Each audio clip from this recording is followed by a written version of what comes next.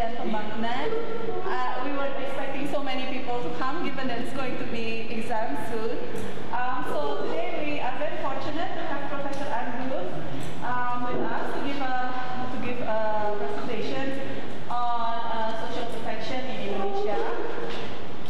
I think in this age of Google, I shouldn't take too much time to explain. You can find a lot of information about Professor Booth, but she is still associated with the School of Asian African Studies at the University of London. So usually we have about 40 minutes, 45 minutes for presentation, and the rest of Q&A.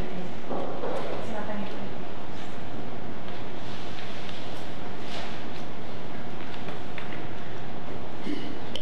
Well, thank you very much indeed, and thank you for inviting me. It's always a great pleasure to come back to UI and certainly to see this lovely new building. The presentation today is really based on a survey article I'm doing for the next Bulletin of Indonesian Economic Studies. And in recent years, the surveys have tended to take a theme.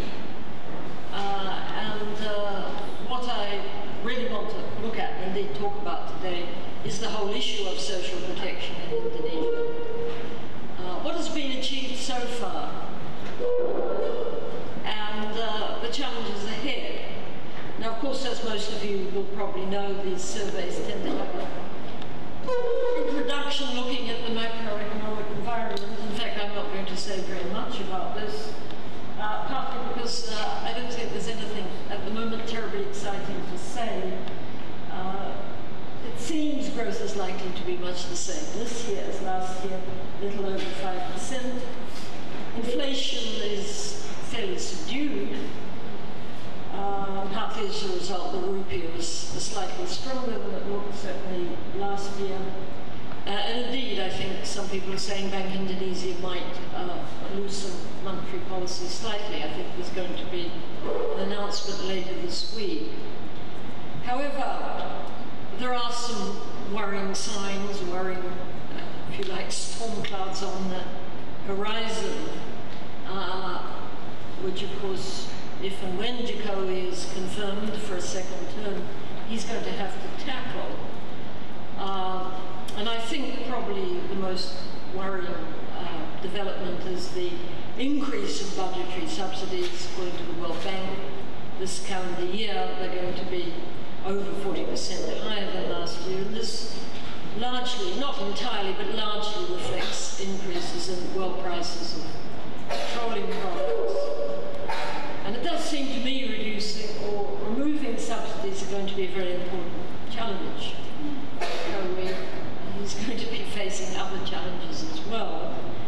However, the impact on the poor could be minimized by increasing cash transfers, and I want to say a bit more about that, and particularly the so-called Pakai Hara program, Keluarga Harapan,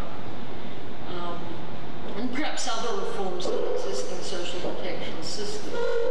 So what the survey is really trying to do is looking at the social safety net policies, which of course, as most of you will know, began in the aftermath of Krismon 1998, and indeed have proliferated, and of course expenditures on these policies have grown fairly rapidly, both in nominal terms but also relative to GDP, and to look at the issue of what reforms are likely to be both politically feasible but also effective in their impact.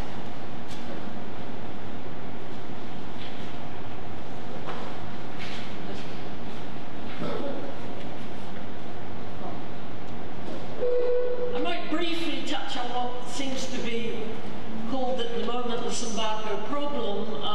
Again, as I'm sure a number of you will know, Jokowi, during the election campaign, made some promises about what he termed Sembako Murah, essentially, of course, a pledge to keep the prices of the 9 staple commodities stable. Although, of course, as we know, in several cases, they have in recent years been well above international prices, not just rice, but some other commodities as well. this is, of course, important because rice still plays quite an important role in consumption patterns of the poorer groups in Indonesia. But there are also, I think, important health aspects to what one might call the tobacco problem. And there has been quite a lot written recently on health problems, dietary problems in Indonesia, people pointing out the consumption of foods such as fruit and vegetables are way below what most health experts think Indonesians should be consuming. And poor diet, of course, has been linked to a whole range of other health problems in Indonesia, which have really attracted quite a lot of international attention recently. Child stunting is one. Of course, the World Bank, certainly under the previous president, Jim Kim, took this up and indeed pointed to Indonesia as one of the countries where, in spite of solid growth over a period of years, there still seems to be very serious problems.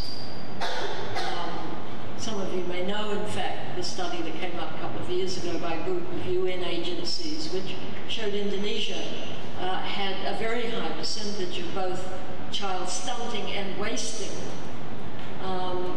particularly among children under 5, compared with neighbouring countries, the kind of countries Indonesia often compares itself to: Thailand, Philippines, Vietnam, and indeed other parts of Asia.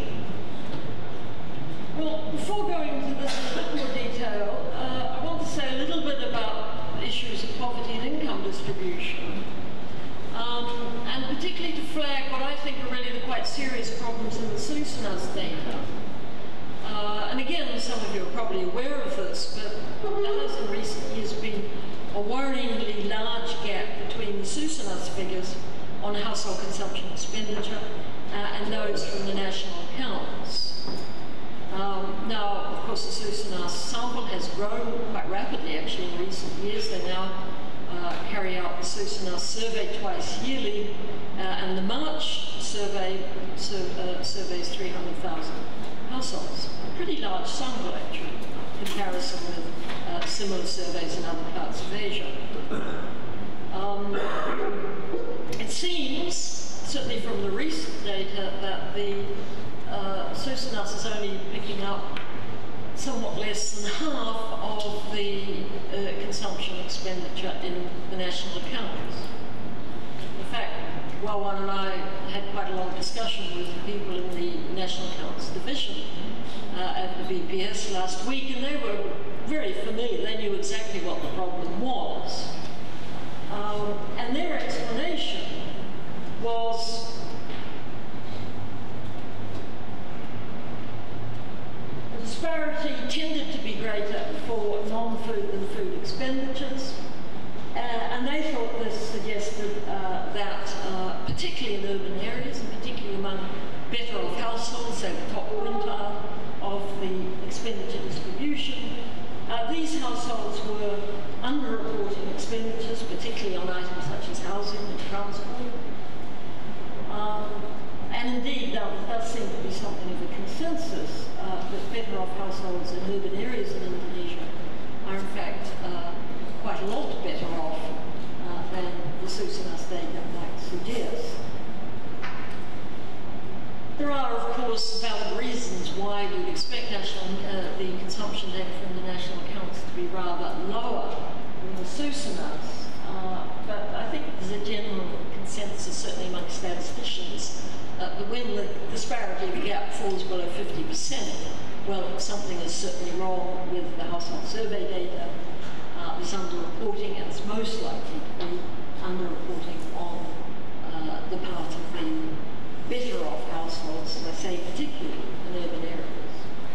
As far as I'm able to ascertain by making some comparative estimates, the problem does seem to be rather worse in Indonesia than, again, neighbouring countries such as Thailand, Philippines, Vietnam. Now, is it that the better off households just refuse to participate in the surveys? Well, perhaps they do. One obvious reason is they can't spare the time. The Susunas survey takes at least 3 hours to administer, perhaps a bit longer. But what are the implications of all this? Well, clearly it does suggest that the Gini coefficients produced by the BPS and indeed used very widely by international agencies and indeed foreign scholars, these are almost certainly understated. There's also been a fair amount of discussion in recent years about the alleged growth in inequality, again using the Susanas data. Certainly it does seem to be the case, particularly if one looks at the figures for the early 2000s, that there has been an increase in inequality as shown by the Susanas data, and indeed if the Gini coefficients really are understated, then perhaps the increase has been greater than the figures show. What's the reason for this? Well, my own view is that it's almost certainly associated with the fairly rapid growth of urbanisation, and indeed it's quite clear that the Gini coefficient in urban areas in Indonesia now is quite a lot higher than rural areas, and indeed increasing more rapidly. I think the problem is, and this point of course has been made not just about urban areas in Indonesia, but many other parts of the world. Increasingly you've got highly skilled professional administrative workers moving into jobs where salaries to a greater or lesser extent are set by international trends. But they're still a minority of the labour force. And the rest, of course, are in sectors where remuneration essentially is determined by domestic supply and demand. And of course, many Indonesians are still trapped in less productive work in the agricultural sector, but also in services. Now, minimum wages in Indonesia, as many of you will know, have gone up fairly rapidly in recent years, at least in step with growth and inflation, perhaps a bit more rapidly. But of course, they only apply to workers in regular wage employment in the public and the private sectors. They don't apply, of course, to many workers in what's often rather loosely termed the informal sector. And it's those workers, I think, whose remuneration has been almost certainly growing more slowly. Now, all this is important, I think, because it has had impact on policy debates in Indonesia post-Suharto. Certainly there has been a fall in income or expenditure poverty, again as estimated from the Susanas data in recent years. But as I said earlier, the government, indeed many non-government groups, have been worried about Indonesia's rather poor performance on a range of non-monetary indicators relating to both health and education. I mentioned stunting earlier, but it's by no means the only indicator where Indonesia does seem to be doing rather badly. And there have been in recent years a number of composite indicators of human capital, which of course are used to rank countries all over the world. Some of you will no doubt know last year the World Bank put out a human capital index, and that showed Indonesia actually performing rather badly, ranking at only number 87 out of, I think, 157 countries. And again, this was lower than several other Asian countries with similar, or indeed even lower, per capita GDP than Indonesia, including Sri Lanka, the Philippines, and particularly Vietnam. Now, all these composite indicators have their problems and indeed their critics, but I think the overall message for Indonesia is not an encouraging one. On a range of health and education indicators, the country really ought to be doing rather better than it seems to be at the moment. Just briefly on the issue of provision of health services, and again this is a story I'm sure many of you will be pretty familiar with.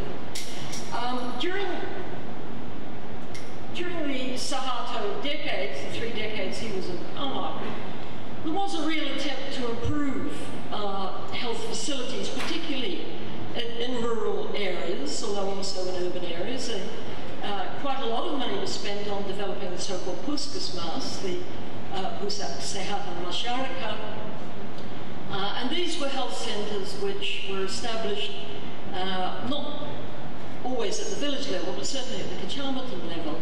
And in addition, there were village health posts, usually called posyandu, and their numbers grew quite rapidly, really from the late 1970s onwards. But, and this was a big problem, trained staff were often in short supply, and even basic medicines and equipment were not always available. Now, in recent years, the Department of Health has actually put out a number of indicators on both puskesmas and posyandu. And again, they show some rather worrying trends. In fact, in 2018, their figures showed that only about 40% of all the puskesmas in the country had the 5 categories of staff that were considered necessary for full preventive health services. That included, of course, not just doctors, but specialised nurses, midwives, and so on. And many of these village-level facilities, posyandu, have seemed to have become inactive in recent years. And the results of these developments in terms of maternal mortality and also early childhood development are now starting to worry a number of people, both within Indonesia but also internationally. We need to bear these trends in mind when we look at the data on social protection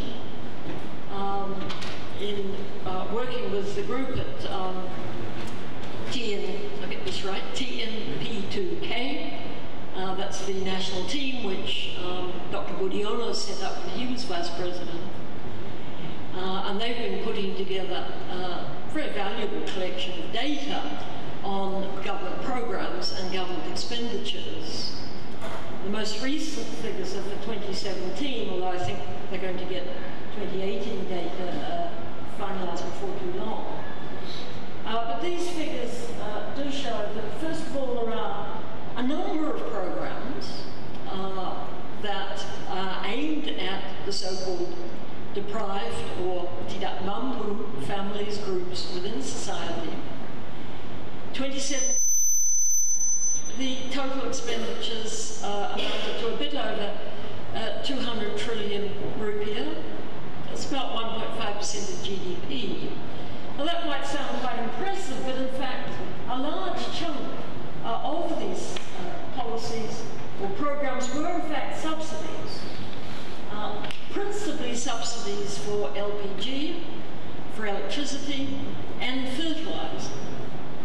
Now, these subsidies, and particularly the LPG one, do benefit a large number of households, but many could not be considered poor, at least in the sense of being below the official poverty line or even somewhat above it. And indeed, the team at TNP2K have estimated that probably about 40% of the electricity subsidies, and indeed 72% of the LPG subsidies, these are of course the subsidies on the small cans, the 3 kilo cans of LPG, they benefit non-poor households. There's a lot of debate also about the fertiliser subsidy, and that's certainly been criticised for poor targeting, and some people have claimed, in fact, quite a lot of the subsidised fertiliser might be bought by small farmers in the first instance, but it's leaked to larger farms and indeed plantations. There's also been a lot of discussion about the so-called cheap rice policy. Now, this policy, in fact, is now over 20 years old. It was introduced immediately after the 1998 crisis, gone through several name changes, started off as OPK, then became Rusk and now Rastra. That's also had a fair amount of criticism for poor targeting, but also for other failures. It's been argued the rice is often of poor quality, and many beneficiaries are currently receiving less than the 15 kilos which they are entitled to each month, and indeed have to pay a higher price than the 1,500 rupiah per kilo which is stipulated. Now, in fact, there is some discussion about terminating the Raskin policy and folding it into another policy known as Bantuan Pangan Non-Tunai. But it doesn't look as if that's going to happen anytime soon. Well, of course, these data all give rise to a lot of discussion about targeting. In fact, it's almost impossible to avoid these targeting problems and talking about social protection policies in Indonesia. And apart from the, if you like, big ticket programs I've just mentioned, subsidies to LPG and electricity, and the so-called restaurant policy. Well, there are other programs as well, which, although they were designed to help poor families, for example, purchase houses, they may be targeted to poorer groups, but they appear to benefit only a small number of potential recipients. And this also seems to be true of, for example, the scholarship programs, which poor students get both to attend school but also to attend university. In contrast, the Healthy Indonesia program, the health card program as it's sometimes called, reaches quite large numbers of people, probably about 96 million in 2017. But again, how many of those are genuinely poor? This program, as most of you will know, actually pays the health insurance for people who are judged to be too poor to pay the premium for several JKN or Jaminan Kesehatan Nasional. But many of the people who are receiving this assistance do not appear to be below the poverty line, certainly in their particular province. And the government agency which administers this program has been running, in fact, quite a large deficit in recent years. And a number of experts have been pointing out that really much of this deficit is the result of non-poor households using the health card and therefore using facilities. Another program that's getting a lot of attention is the so-called PKH, the program Keluarga Harapan. In 2017, this reached about 6.2 million beneficiaries. And at that stage, 2017, it seemed that quite a large number of people who should have got access to the PKH, this is conditional cash transfers, so should have got access to the cash transfers, didn't manage to. In other words, there was a real problem of exclusion. And that program has subsequently been expanded, both numbers of beneficiaries but also funds. Perhaps not surprisingly, there was a big expansion this year, of course, an election year. Again, there have been some issues of targeting, although it does seem the program is better targeted than some of the others. We'll come back and perhaps look at the reasons for this in slightly more detail later on.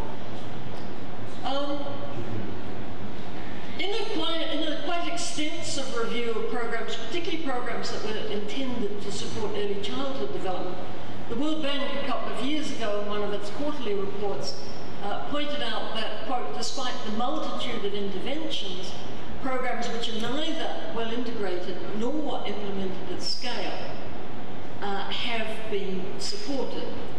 And according to the World Bank, this reduces their impact. And I think this criticism does apply to a number of other programs under this general rubric of Bansos or Bantuan Sosial as well. Unsurprisingly, there's been quite a lot of discussion over the last couple of years of possible reforms.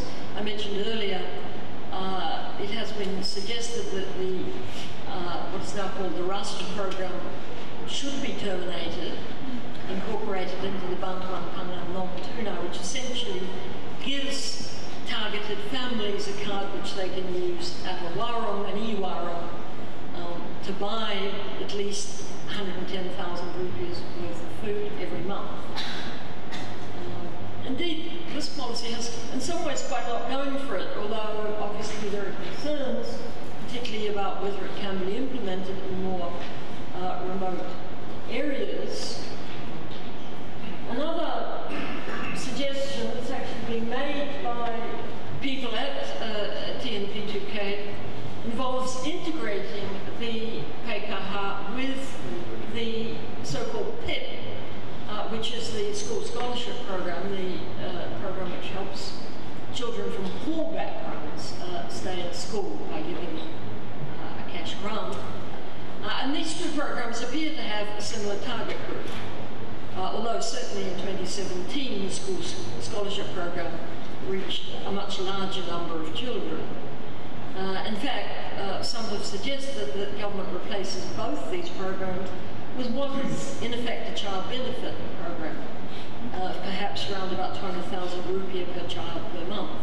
This of course would be paid to mothers, well the PKH is already paid to mothers, up to a maximum of 3 children.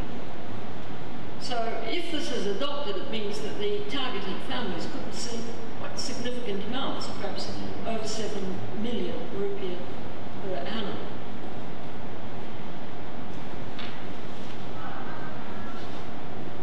Now, another set of issues that needs to be borne in mind, obviously, particularly in these discussions, are about food policy, making food available, free or heavily subsidized, to poorer groups. There is quite a widespread discussion, as I've said earlier, about poor nutrition and stunting. At least according to the most recent data we have, which come from the risk tests, the surveys which the Department of Health are doing now at 5-yearly intervals. The last one, 2018, so it's fairly up to date.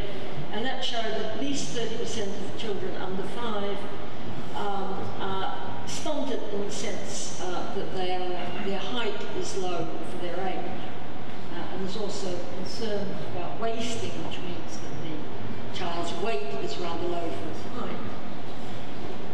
A very interesting report's been put out quite recently by the World Bank, by Claudia Rox and 2 other co-authors, which discusses this whole problem of early childhood nutrition in considerable detail. Now, perhaps incorrectly, the food security problems in Indonesia have tended to centre around rice policy.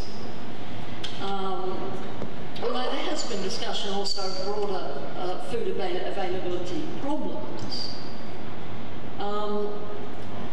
And this leads me to what has become clear, certainly in the last year or so. There are serious problems with the rice production statistics.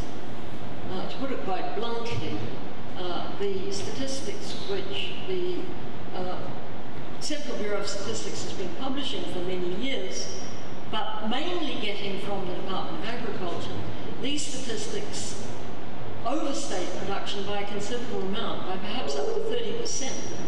And this is very largely, if not entirely, because they overstate planted and harvested areas. Now, most of us know, certainly those of us who had the experience of revisiting parts of Java, indeed some parts of the outer islands, which we knew perhaps in the 1970s, 1980s, a lot of agricultural land has simply been taken out of production and used for other purposes. But this is not, unfortunately, reflected in the food production statistics.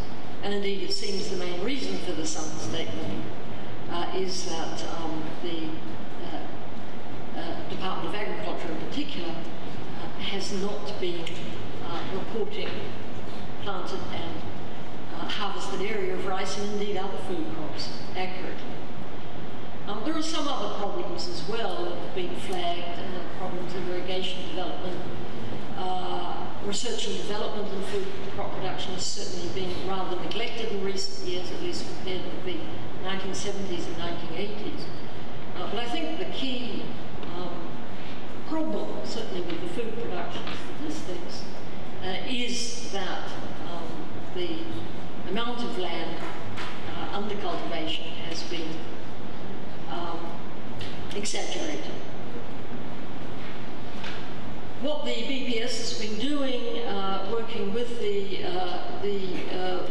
Board on Applied Technology, is use satellite mapping technology to get a better handle on just exactly what's going on. So say not just for rice production, but also for other food crop production as well. Well, all this is obviously important. Sorry, I'm jumping ahead of myself. Yeah, all this is obviously important because rice availability and rice prices are still very important as far as incomes of the poor are concerned. It's estimated the poor is still spending about 26% of total expenditure on rice. And in fact, over the years from 2010 to 2018, the wholesale price of rice in Indonesia has jumped by around 70%. Now, it's true that over these years the headcount measure of poverty has fallen, although I think one could certainly argue it would have fallen more rapidly if the price of rice had been stable. And what's the reason for this rapid increase in rice prices? Well, I don't think it can be attributed simply to rising protection, because in fact the protection of the domestic rice market, which of course has led to the domestic price of rice being well above ex-Bangkok or ex-Vietnam figures, this started well before 2010. And I'm not sure that the actual rate of protection has changed that much over the last decade or so. My own view is that the depreciation of the rupiah has certainly had some effect, and it's important to stress this affects not just rice, but other food grain prices as well, which still are really traded goods in the Indonesian context. And that, of course, includes wheat. Wheat's becoming an increasingly important part of the Indonesian diet, particularly in urban areas. Corn, soybean, meat.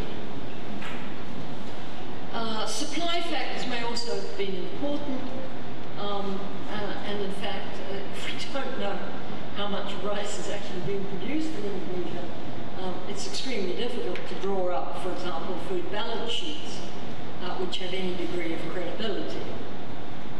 As I said, the Central Bureau of Statistics has now ceased using the data that it used to get from the Department of Agriculture, because it's very clear these figures simply are not correct. Well, I suppose the good news is that certainly since 2016, rice prices have been more stable, and I think really the reason for this is that imports have been increasing. According to the BPS figures, the difference between production and consumption of rice in 2018 was probably about 2.85 million tons. In other words, domestic production was actually a bit above consumption, which meant that there was substantial rice to add to stocks in addition to the more than 2 million tons which had been imported in 2018. Now these stocks, of course, are used for the Beras Sejahtera, the so-called Rastra program. And indeed, it seems one of the reasons that the Bulog in particular is rather reluctant to terminate this program, is it's got very large stocks which it wants to get rid of and feels it can do this more efficiently via Rastra. Well, be all that as it may, it is the case that domestic rice prices have been relatively stable from 2016 to 2018. This may indeed have been one of the reasons why Jokowi did reasonably well in the election. And I have no doubt at all that the large stocks were piled up last year, partly as a protection for the government against any spiking in rice prices in the run-up to the election in April.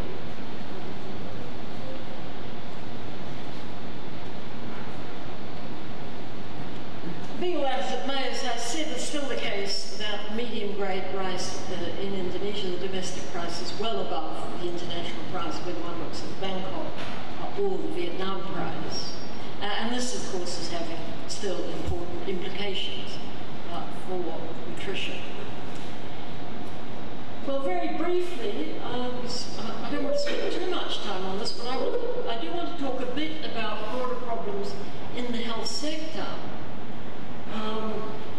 As I say, the health sector, in the view of many experts who've looked at Indonesia over the last 10 years or so, it is both underfunded and relatively neglected, even in comparison with education.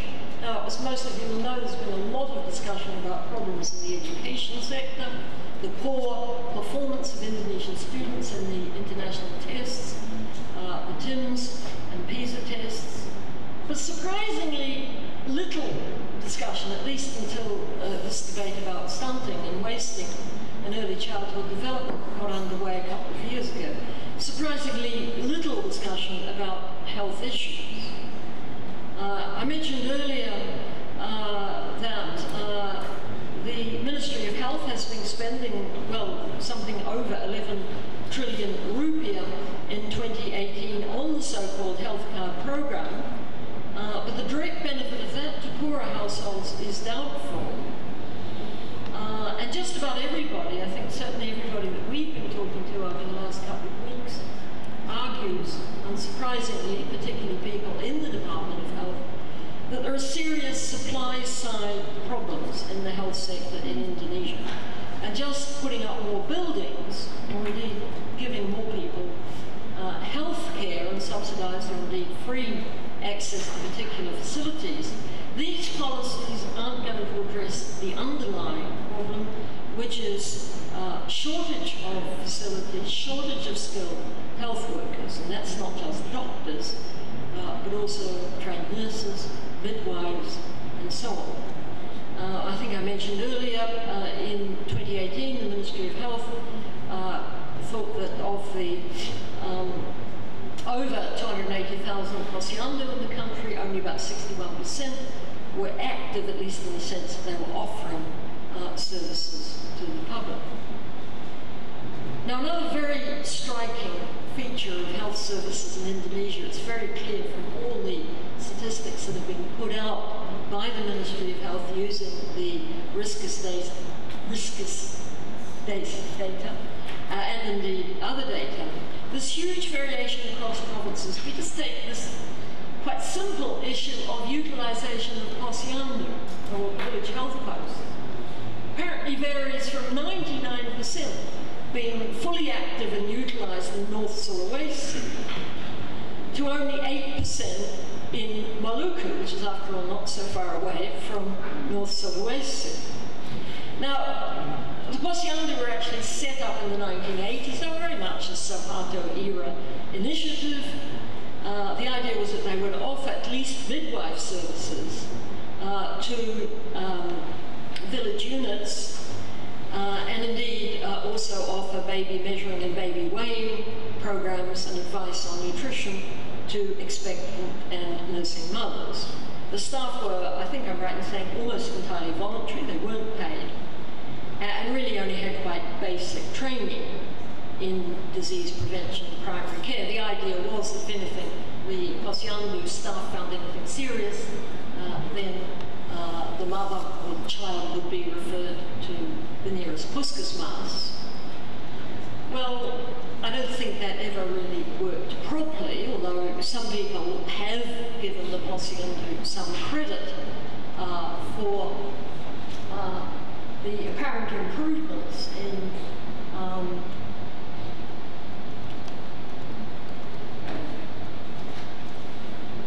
child health that did take place, particularly in the 1980s and 1990s.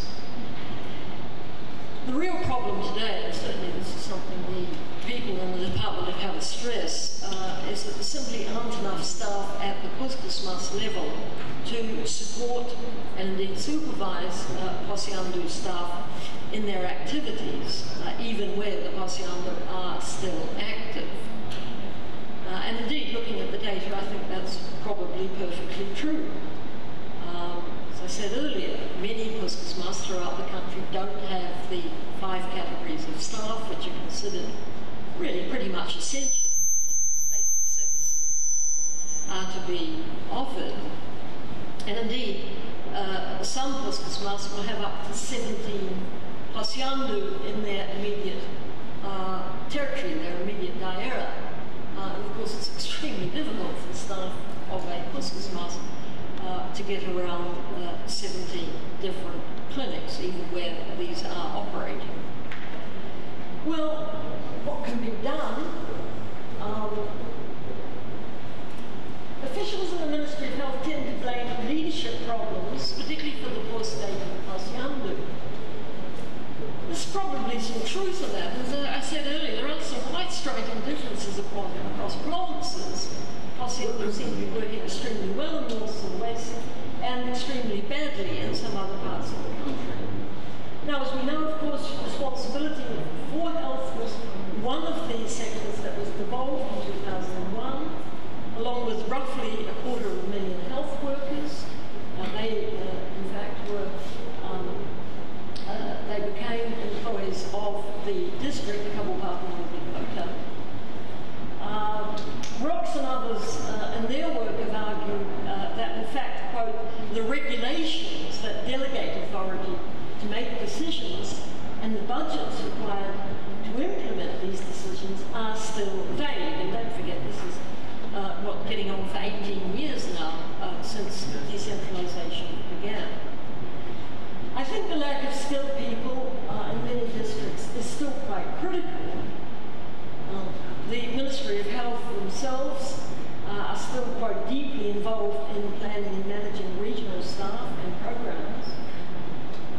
And they argue, well, it simply can't be left to the Kabupaten Kota because they don't have the capacity, for example, to train nurses, let alone doctors themselves. The Ministry of Health is still, in my view, seriously underfunded. Although there's been some increase in the health budget relative to the total budget in recent years, health spending is still less than 1% of GDP, which is very low, again, in comparison with neighbouring Asian countries.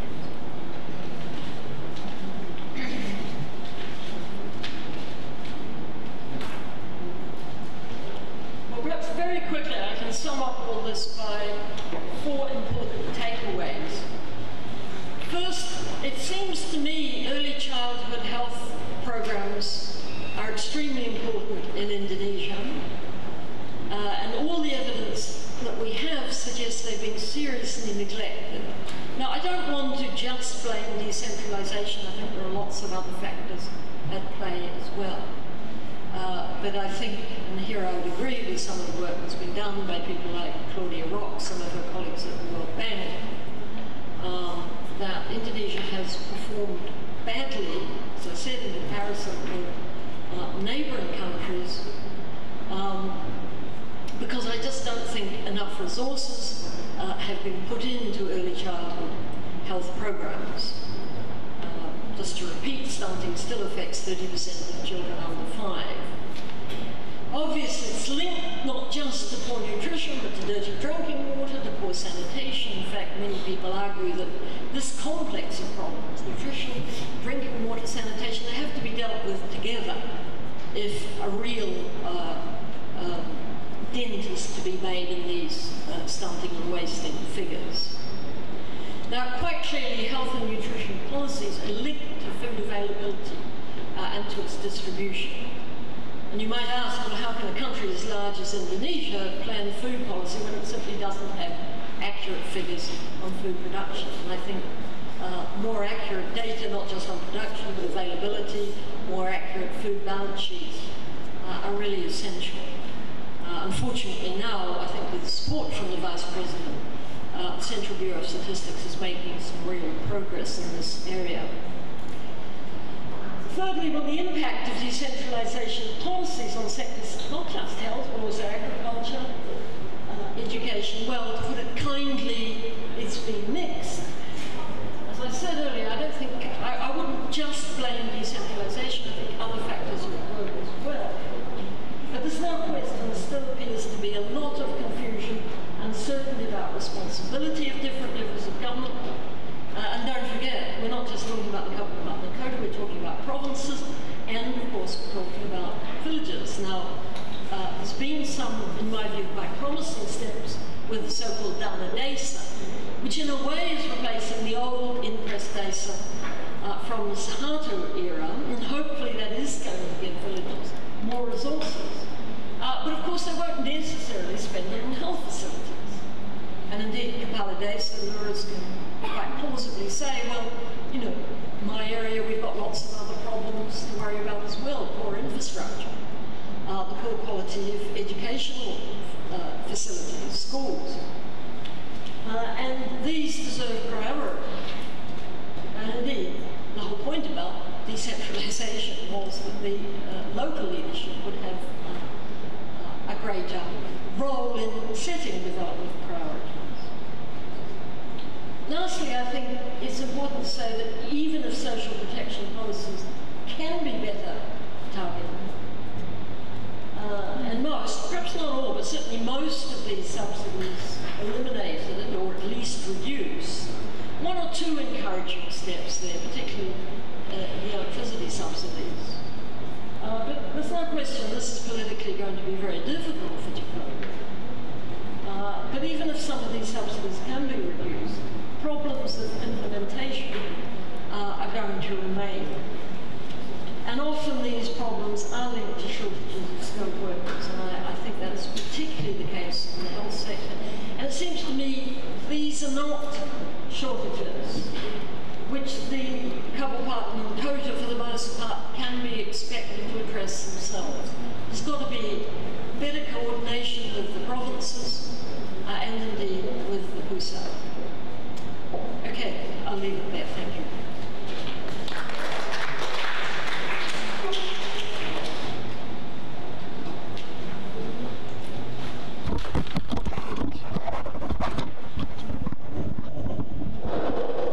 So thank you for that presentation of 45 minutes.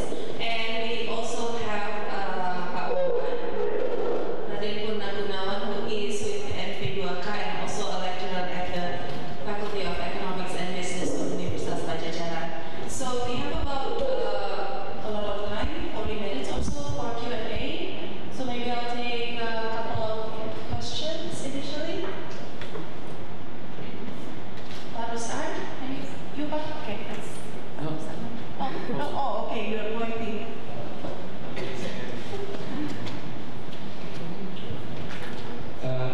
Thanks, Anne, very interesting presentation, and Mas Wawan as well for this survey. I have 2 points. First of all is my observation on your inequality figure. I think I would like to reinforce the current figure that the Gini coefficient tend to be higher in urban than in rural.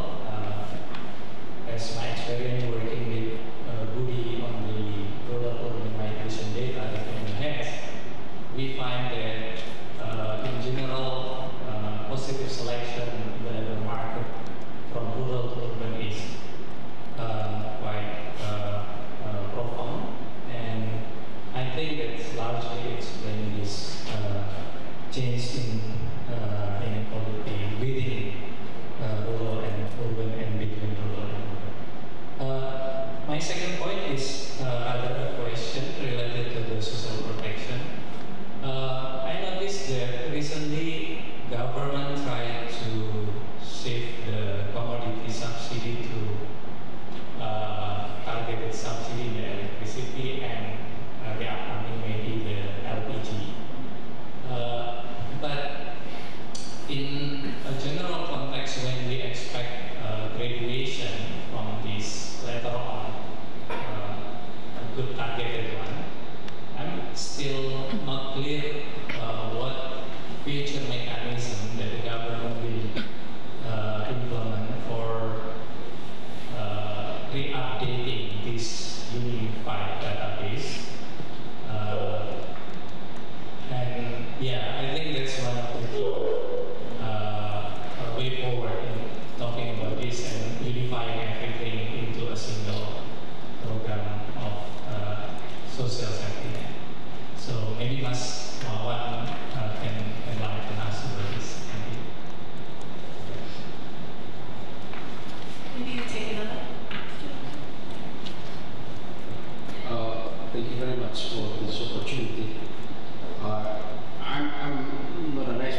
this subject, but at least your presentation is fair enough. Recharging against my memory of the social issues. I got 3 points actually asking you. One is your talk seems to me a kind of centralized approach on social protection. Actually, I'm a bit curious in the sense that I think I read a week or 2 weeks ago the Minister of Planning saying that well, even the weight of production sector is still in Java, and of course Sumatra, both of them is, result of creating almost 60 or 70% of Indonesian GDP. My question related to this topic is there the, I don't know, what is the term, inequality or index of desperation between Java and non-Java is still the same pattern for the years of, say, for 3 decades? Because your approach seems to be a kind of a centralized approach on social protection. So my question is, how we can go more into that on regional lines, with the fact that the production base of the Indonesian economy is still in Java and Sumatra. That's one issue. The second issue is I'm interested in the sense that now Indonesia a lot of pilkada, right? Pilkada is regional head election, and each regional head of government during the campaign always talking about so many contributions, so many what is that? Santunan, tunjangan, so many allowances to the public have allowed. Even Jokowi during the governor of Jakarta, and even when he was president, always talking a lot on health allowance, education allowance, food allowance, many allowances. My question is, with I think 400 kabupaten kota and 34 provinces, did they any change the figures of the macro level of social protection in Indonesia? That's my question. And my worry, especially for regional government, is sometimes probably out of budget. But I think in some regional governments, whether kabupaten or kota, here and there is a kind of a significant contribution to the support. But then my question is, how do you see such kind of trend in local social protection related to the national? Okay, then the second. The third one is, yeah, okay. The third one is, you mentioned about the health sector is underfunded, and then creating lack of supply, right? My worry is, with the current system of BPJS, to some extent that's amazing. So how can we expect increasing in supply with the messy system of BPJS? Well, even my relative, who's doctor, shifted from Jokowi to Prabowo because of it. Because so many hospitals underfunded and messy. So how we can again increase the supply side in such kind of system? Thank you.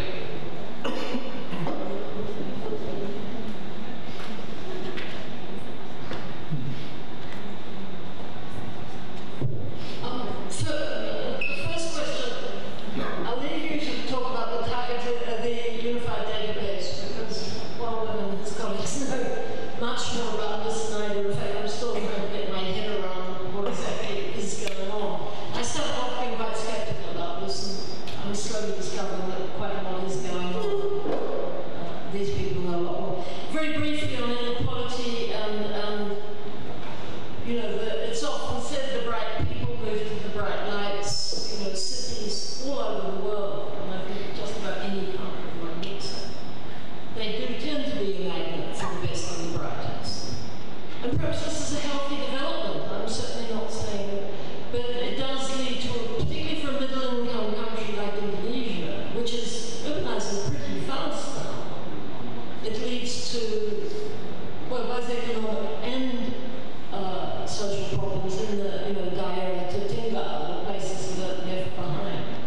And again, I'm not sure there are easy solutions to this.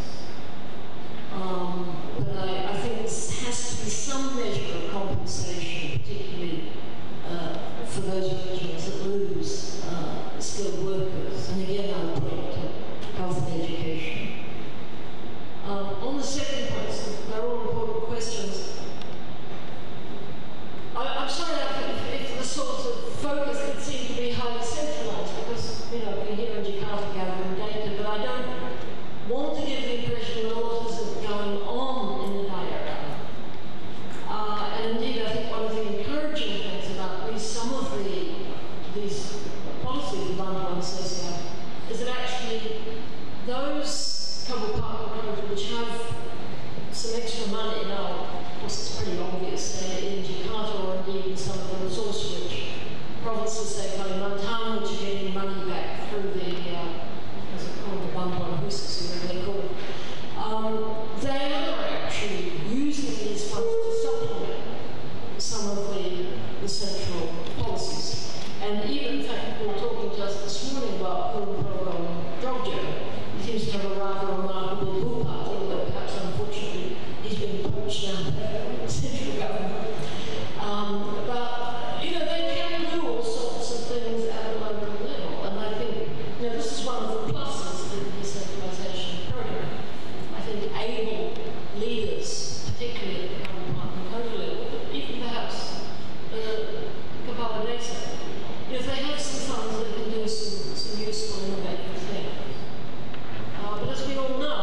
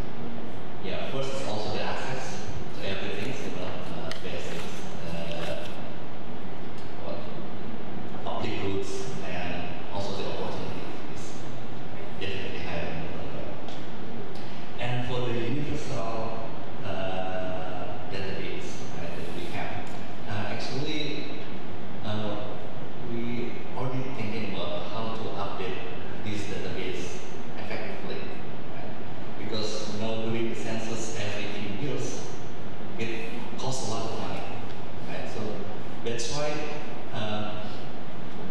previously we tried to pilot some methods, using what we call the LPEM, or Mekanisme Pendaftaran Mandiri, or we call it.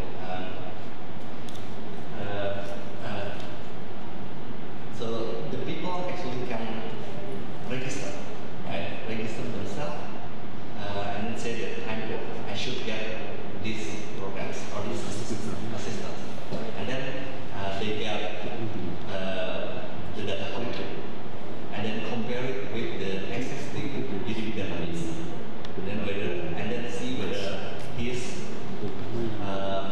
in the right game that can get benefit or not.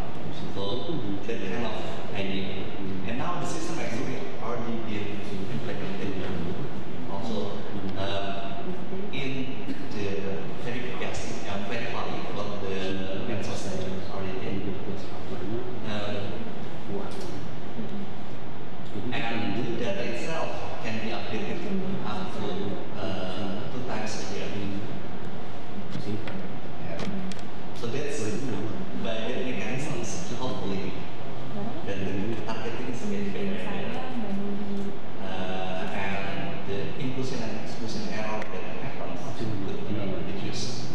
But it definitely will require the regional governments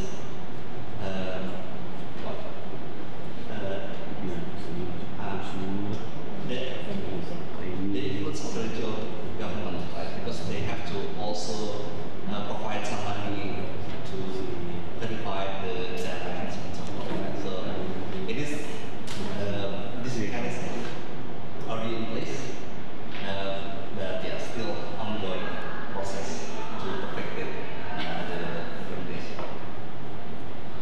So another question about this regional disparity. So if you look at the data, sure, we still see there is significant differences between access to public services between Java and non-Java and so on and so forth. And the Gini ratio is higher in Java compared to the lowest in Bangladesh. But if you look at the access of the public services, Java is much better than the other one. Yeah. But if you look at the poverty, yeah, most of the poor people actually live in Java, like in Java, because 60% of the population is Java, so it's not surprising. But if you look at how the government tackle this, we can see that there is some movement in transferring the fund to other islands compared to the previous one. So if you look at this graph, previously in 2001 there is 41% of transfer fund is go to Java, but now in 2015 it is only 33%. So there is some ways of distributing all the fund, the transfer fund. And with the database starting from 2015, the idea at the time is for the government to give each village at least 1 billion, right? Million. Almost the same. And it didn't actually put the poverty or inequality that much weight in deciding how much money that each village had. Yeah, because if we put at the time, if they put too much weight on poverty, then the large sum of money will go to Jawa. But there is some changes in the formula for dana desa now, and the latest codes actually see some promising results. Some of the left behind villages now already moved to more developed or even mandiri. Yes. So there is some changes, but still we have to really look whether it is due to the desa or not. Right? So we didn't actually cover that regional disparity in this survey, but we do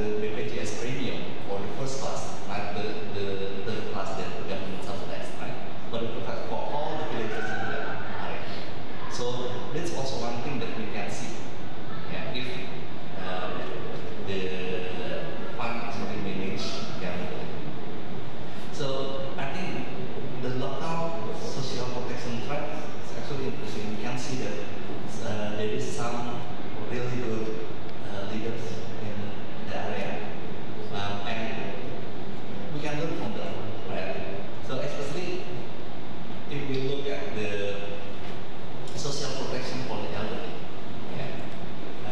Aceh already did something.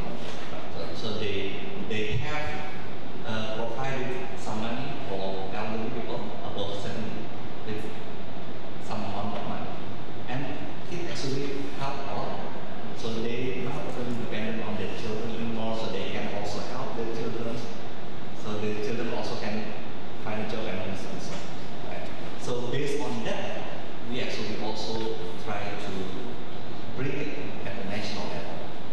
So we can also learn from the local best practices and then see how it's going to go at the national level. So we are surely gonna put some story on that, but because of the limited data that we have, especially for the local practices, we are quite limited to have this story.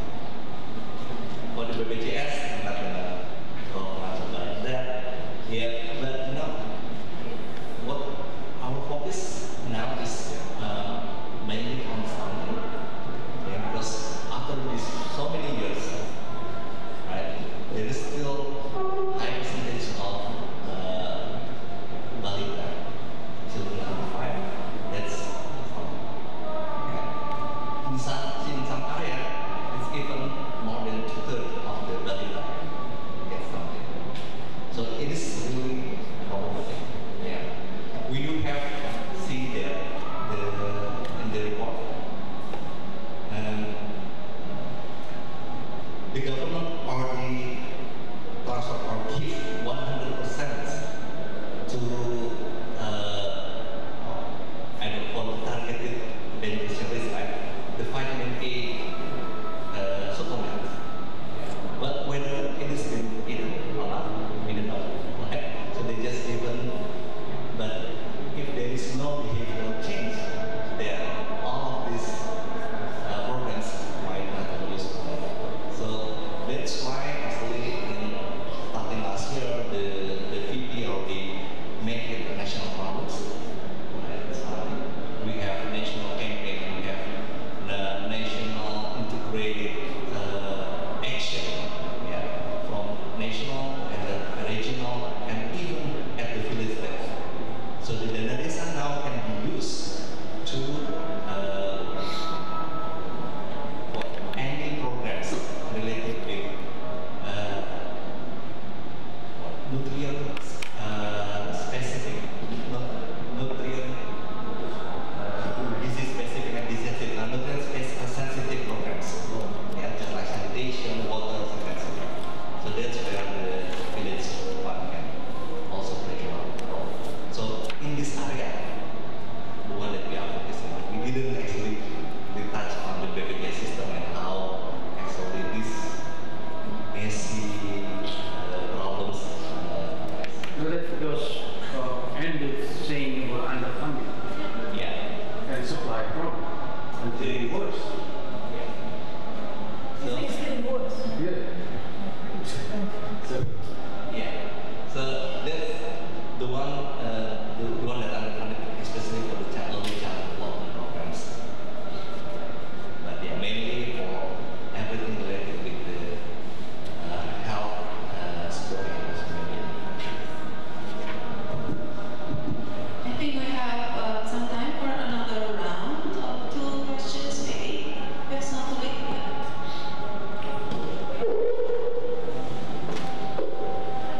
Thank you very much. Very interesting presentation.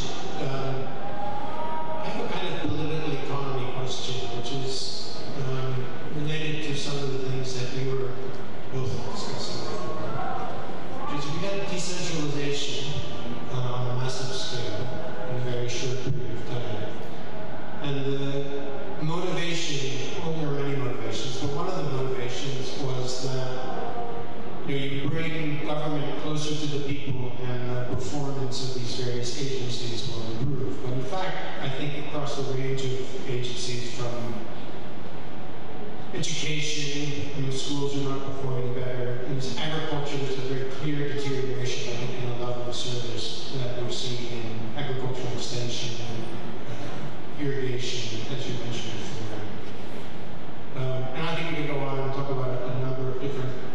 government services that have actually deteriorated under decentralization. So I wanted to ask why you think that's happened and what the government might do, how the government might change, moderate, amend the decentralization policy to tie the performance of local government to the delivery of services, which I think is crucial to some of the points that you were making. The other political economy point is, isn't it also, under an open parliamentary democracy, which is what we have, isn't it sort of predictable that the big questions of economic reform, notably, I think, the anti-competitive structure of the economy, cartels, you mentioned food. I mean, you can't really talk about food without talking about cartels, right? I mean, at the moment, we're all wondering why the price of garlic is so high. The government talks about imports, but the question is, actually there's a small group of people who control garlic imports.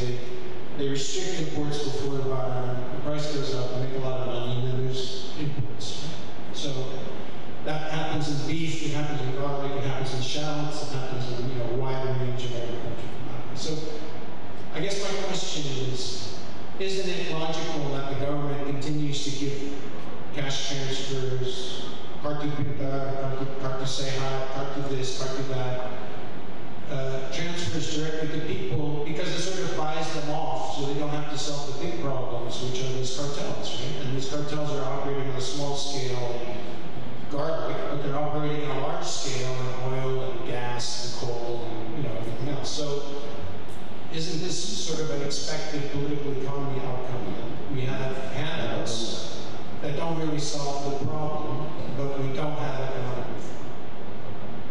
And village funds is another example of that, right? I mean, so village funds is, so local government performs badly, doesn't deliver services. So what's the solution? Not fix the services, but give another handout.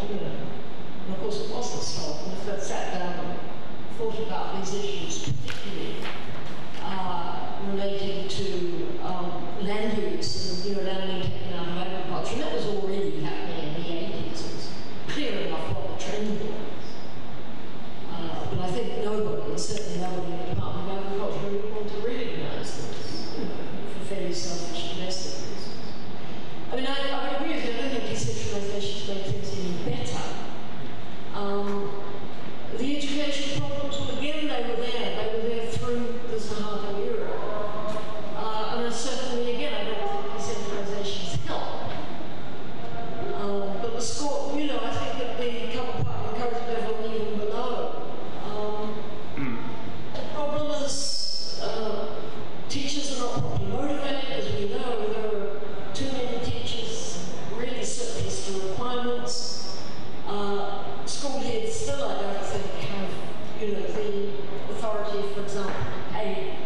in science teachers more than other types of teachers because they're the ones in scarce supply.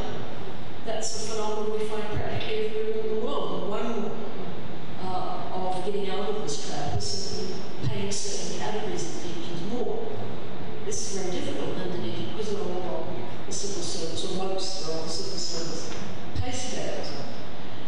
So yeah, I mean, these are sort of fundamental problems that have been there a long time. Probably it was,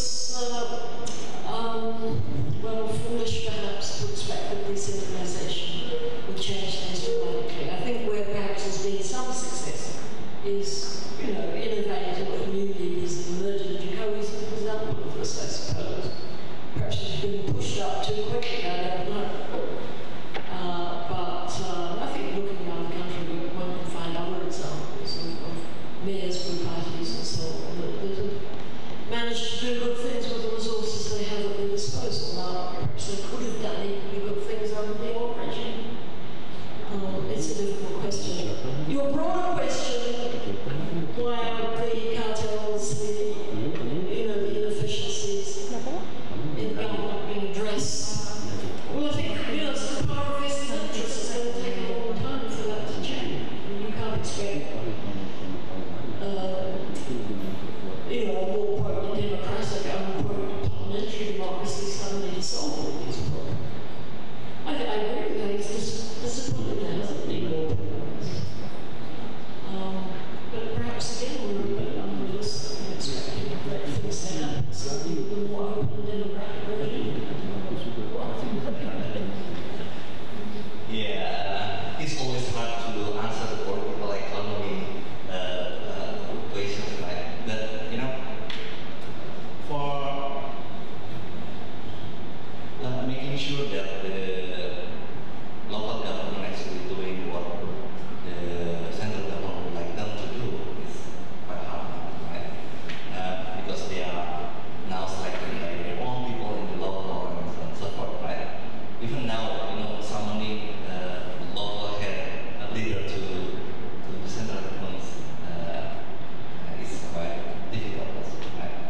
But the government still can play a role with the fund allocation that they can transfer to the local government. So that's where actually the government can steer or can suggest to the local government what should they, if they do this, then you can get another fund.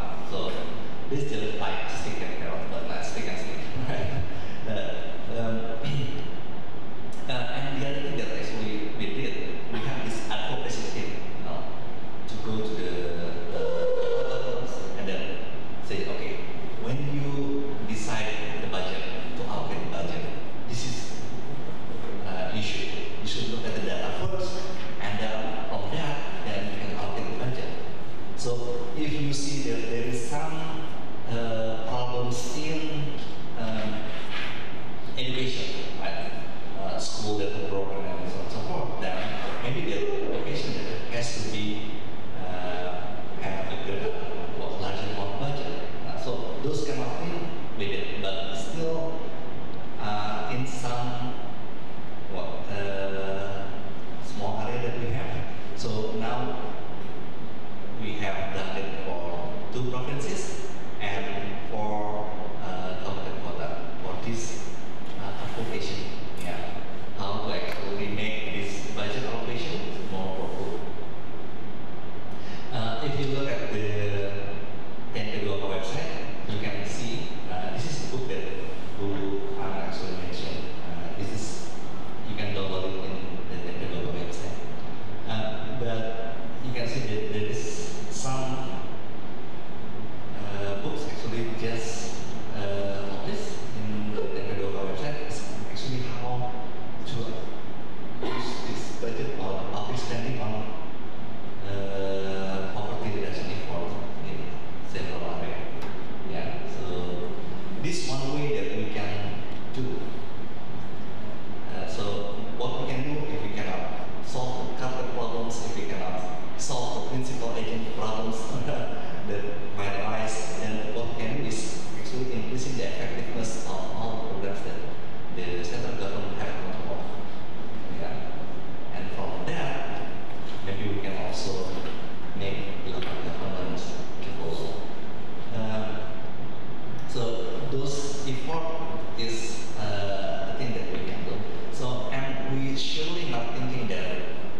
everything that we do is only relying on social protection a lot, right? Because the sustainable way to get them out of poverty is to increase their income. So that's why we actually expanding with the other programs as school.